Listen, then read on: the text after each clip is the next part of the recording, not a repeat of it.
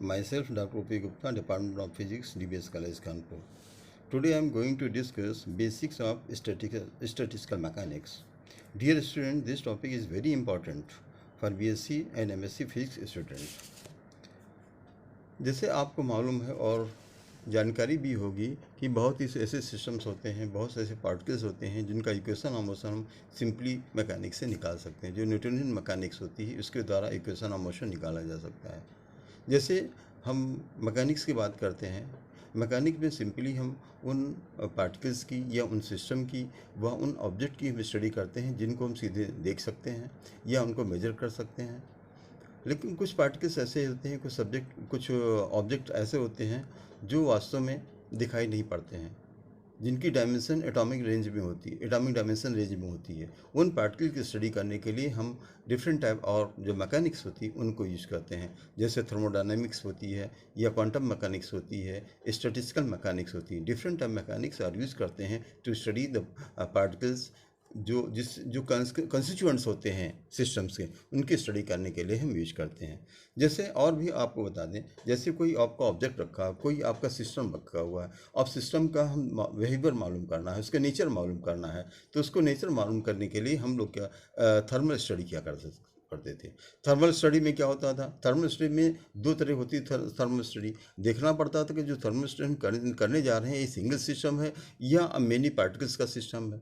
यदि मान लेते हैं तो मेनी पार्टिकल सिस्टम है तो हम ट्रीटमेंट कैसा करने जा रहे हैं, हम माइक्रोस्कोपिकली इसको ट्रीट करने जा रहे हैं या माइक्रोस्कोपिकली ट्रीट करने जा रहे हैं। माइक्रो इट मीन्स हम ऑब्जेक्ट को देख करके इसकी स्टडी करना, जो उसके वेरिएबल्स होते हैं, जो थर्मोडायनेमिकल वेरिएबल होते हैं, जैसे वॉल्यूम होता है, टेम्परेचर होता है, प्रेशर होता है, उनको यूज़ करते हुए उनकी हम प्रॉपर्टीज़ निकाल दें, उस सिस्टम की प्रॉपर्टी निकाल दें।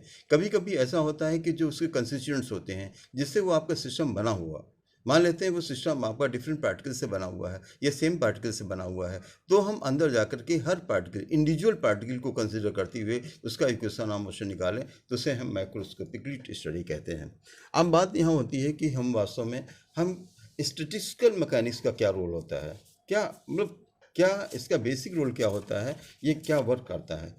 जैसे statistical mechanics is the third pillar of modern physics next to quantum mechanics and theory of relativity.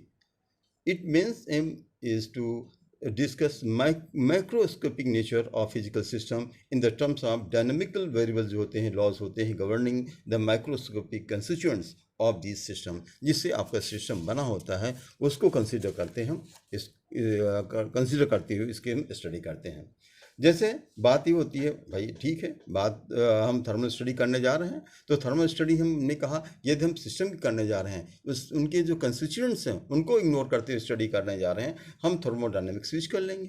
अब थर्मोडायनेमिक्स यूज करने के लिए तो दो बेसिक लॉ आपके हैं, बेसिकली देखना पड़ता है कि सिस्टम आपका इक्विलिब्रियम में है कि नहीं है। इक्विलिब्रियम में है तो सिंपल थर्मोडायनेमिक्स लगा दिए। यदि सिस्टम आपका इरिवर्सिबल थर्मोडायनेमिक्स में है तो उसको आगे देखेंगे और उसके लिए हम अलग से एडवांस आपको थ्योरी बताएंगे।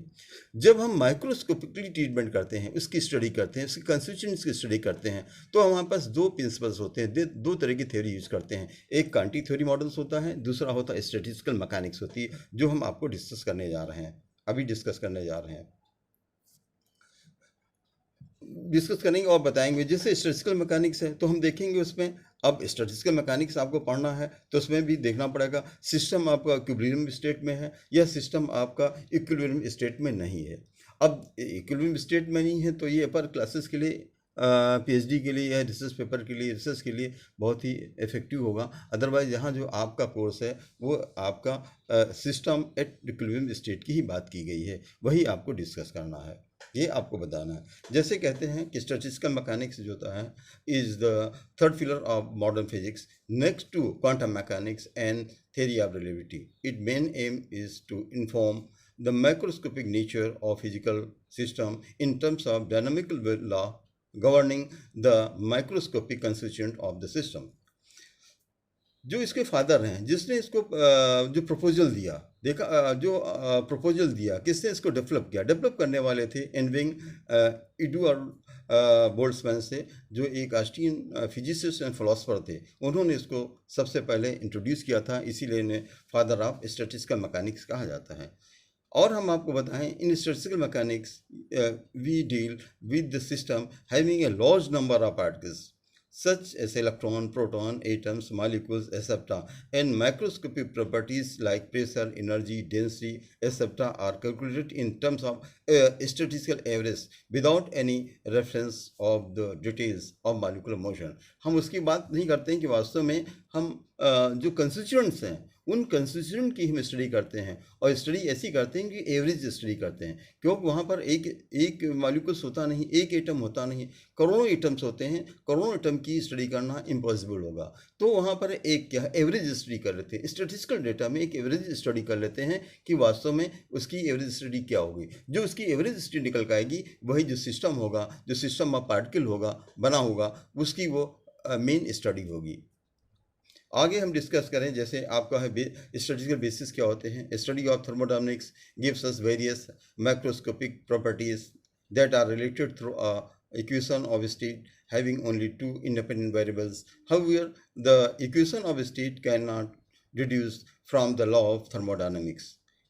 Second, ये भी कह सकते हैं, the ordinary laws of mechanics was only tool to explain the physical phenomena up to 17th century, end of 17th century तक ये applicable हुआ करते थे.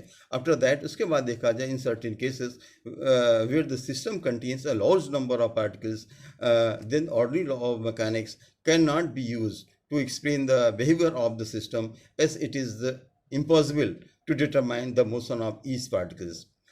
Therefore, it is impossible to apply the ordinary law of physics or mechanics to determine the motion of particles. Physical systems containing large number of particles, particularly that are neutron, electrons, photons, so on, etc. Such problems are successfully solved by use of statistical mechanics.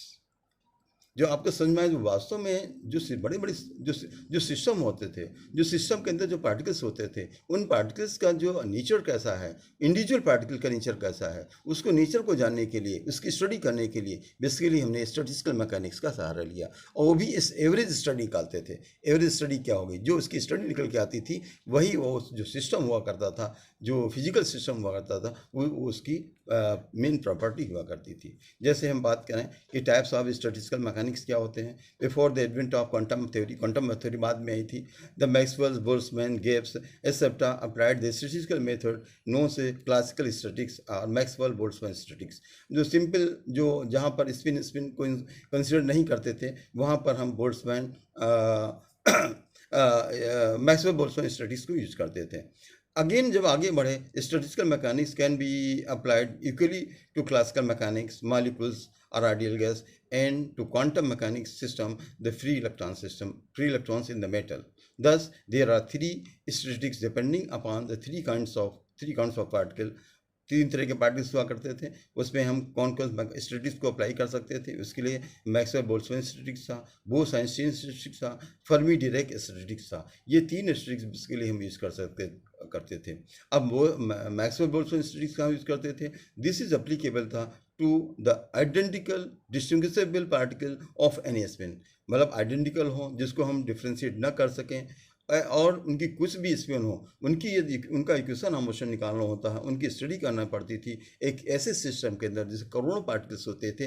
वहाँ पर हम Maxwell Boltzmann statistics का use करते थे, जैसे molecules of gas और the particles of this kind of this. Again जैसे Bose-Einstein statistics क्या होती थी, this is applicable two identical indistinguishable particles of zero or integral spin. These particles are called bosons कहते थे, and do not obey the Pauli exclusion principle को follow नहीं कर सकते थे। वहाँ पर हमको इक्वेशन ऑफ मोशन निकालने के लिए, उनके डिफरेंट पैरामीटर निकालने के लिए हम बोस-आइंस्टीन स्टैटिस्टिक्स को यूज़ करते थे। अगेन फर्मी डिराक स्टैटिस्टिक्स हुआ करती थी, जो थर्ड होती थी। This is applicable to the identical indistinguishable particles of half integral spin.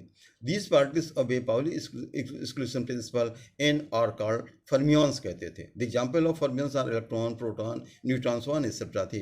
अब बेसिकली होता है, जैसे हम स्टैटिस्टिकल मैकेनिक्स की बात कर रहे हैं आपसे, तो स्टैटिस्टिकल मैकेनिक्स होती थी बेसिकली जो सिस्टम हुआ करता था। कैसा सिस्टम?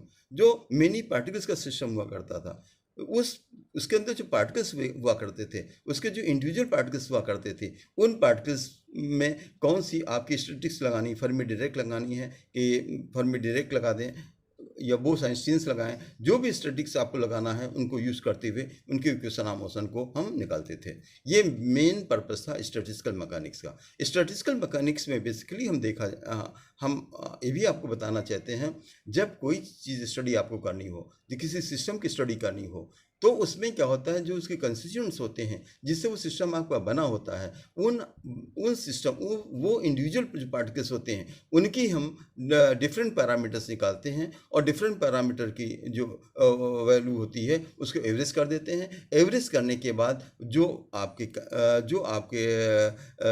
भी रिजल्ट्स आपके निकलते हैं वो सिस्टम पर अप्लीकेबल होते हैं। उनको एक्सपेरिमेंटली आपको वेरीफाई भी किया जा चुका है, जो आज की डेट में बहुत इंपॉर्टेंट है। Thank you.